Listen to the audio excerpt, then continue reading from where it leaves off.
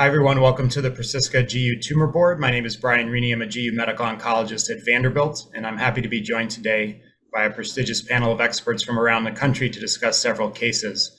I'm going to go around and have everyone introduce themselves before we get started with our first case, and I will start with Dr. Siegel. Good afternoon. My name is Carrie Siegel. I'm a genitourinary radiologist in the abdominal imaging section at Washington University in St. Louis. Thank you. Dr. Shaw? I'm Chirag Shah. I'm a radiation oncologist at the Taussig Cancer Institute at the Cleveland Clinic. Thank you. Dr. Abel? Yes, thank you for having me. My name is Jason Abel. I'm a urologic oncologist, a surgeon at the University of Wisconsin. And thank you. And Dr. Jakaki? Hi, everybody. I'm Alexandra Drakaki. I'm a GU medical oncologist at UCLA. Happy to join you today. Thank you all for being here. So we have several cases across the spectrum of GU cancer to discuss today. And we'll start off, and I'll sort of describe the case and the question, and then we'll go through some specifics of the case. And then I'll come back to all of you for an opinion, depending on what the specifics of the case are. 59-year-old man, history of RCC, who had a radical nephrectomy 9 years ago, and then had a left adrenalectomy and presumably left partial 5 years ago, who's on surveillance, who's NED 5 years out, and the question is about recommendations if this patient has recurrence. So 2012, right radical nephrectomy, pathologic 2A, low-grade RCC, new baseline creatinine was 1.6 following nephrectomy. 4 years later on surveillance imaging has a left adrenal mass and left renal mass with renal vein thrombus. Normotensive, no suspicion for pheochromocytoma or anything that's primary adrenal related. And now we have images, abdominal images showing this, and I'll ask Dr. Siegel to weigh in again on these findings. Sure, we have two images here from a post-contrast T1 FAT-SAT MR. The image on our left, there's a large arrow outlining the adrenal mass. And on the image on the right, there's a large arrow outlining an incomplete renal vein thrombus and sort of an irregular mass in the posterior aspect of the left kidney at this site. And probably what we would do next is, with the negative urinary serum catecholamines, is biopsy the left adrenal gland. And question, I don't know how often this patient was getting imaging. I'm guessing this was 5 years out, so I'm guessing it was annually, probably just sort of a guess.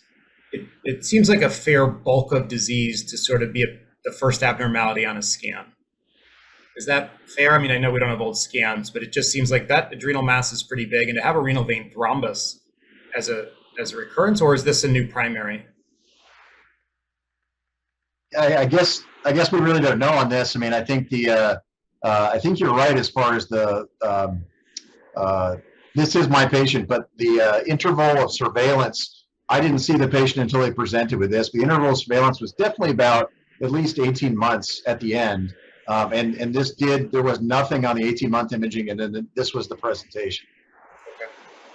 I often find when I see these patients, if you go back 12 months, it's like, yeah, there was probably something there. And it's sort of the good news, bad news for the patient, right? It's bad that it wasn't picked up, but it's good that it had been there a year and potentially slow growing, but that's sort of why I asked. Okay, let's move on here. So I guess maybe just to go back, does anybody want to do anything? I know we now know this patient had surgery, but maybe Dr. Shaw, I'll start with you. Any role for radiation to salvage here? I mean, obviously surgery is going to leave him with part of one kidney, so it will have functional consequences potentially. So any role for a different kind of local therapy? Yeah, it's a great question. So if it was an isolated adrenal recurrence, I think there's actually growing literature both from RCC as well as lung cancers and other sites for giving SBRT for isolated adrenal recurrences. That being said, with the thrombus being there, I would be concerned about radiation kind of treating the adrenal, treating all of that area of potential recurrence as well. And so, unless, again, the patient was unresectable, I would favor surgery, understanding he'd be left with just a part of one kidney, but I think surgery would probably be preferred given the imaging findings. And Dr. Jakaki, how about systemic therapy to sort of shrink his tumor thrombus, shrink things to make Dr. Abel's job easier? There are some trials that we're trying to open to see if you give sort of neoadjuvant, if we can call it like this, since it's already metastatic, for a few cycles, assess response, and then try resection. So it's not unreasonable in a young, healthy, fit patient that had such a big interval from the initial diagnosis to the present. So would you try something, or would you tend to send this patient to surgery? So we'll discuss that with our tumor board and Dr. Brian Chuck, who always would like a medical oncologist to start with systemic therapy first, get an interval scan, see if there is response. If there is, take them for surgery. And actually, the question is what agent, and that goes back to should we do again a nivo-ipi approach? Should we do a IO-TKI approach, given the thrombus there and the concern with VEGF inhibitor? So probably nivo-ipi followed by surgery. So do you think, so I guess the question then is around the effect of TKIs on tumor thrombi, both from a safety and an efficacy standpoint? Yeah, I would be more worried to give a VEGF inhibitor in someone that has already tumor thrombus. Because of I'll be more hesitant. I'm worried if the thrombosis actually get worse, and obviously the risk of bleeding at the time of surgery. So Dr. Abel, I know maybe at your time at MD Anderson, there was a big series on tumor thrombi and effect of TKI. So I don't know if you have an opinion about that, about does systemic therapy affect tumor thrombi, would be one question. Well, interestingly, I think occasionally we have these dramatic responses, but how often and how reliable that effect is, I think it's not very reliable. It happens maybe 10 to 20% of the time that we get something that really changes it. But then we also do see progression, or in a lot of patients, it just doesn't change. Yeah, I mean, my experience is that it's pretty sporadic, that occasionally you see something, most often you don't see anything, occasionally you see growth, and that's with any agent. I'm not sure that one agent is better or worse than another. So I tend not to give it to shrink tumor thrombi because I'm not sure I'm going to do that. If the patient can't have surgery, then they can't have surgery, then we give systemic therapy just like we would for more distant disease. But I've not really found either immune or VEGF targeted therapy as terribly reliable in this circumstance. I think it's really important, if it's going to change our surgical plan, if we have a level 4 thrombus and we're not going to have to do a sternotomy, then it has a real benefit and a real rationale. But in a patient like this, it's a renal vein thrombus, you're probably not going to make it disappear completely. So I think you're probably going to have the same thing before and after. Yeah, probably the same surgery regardless, yeah. So I agree with you, and in a healthy patient, I would certainly favor an aggressive surgical approach, especially with a long disease-free interval. As you say, I think if this is a year later, 8 months later, that's a different conversation. But 5 years later, the patient's proven a little bit of their indolent biology. And so I would probably favor an aggressive surgical approach. And that's what happened here.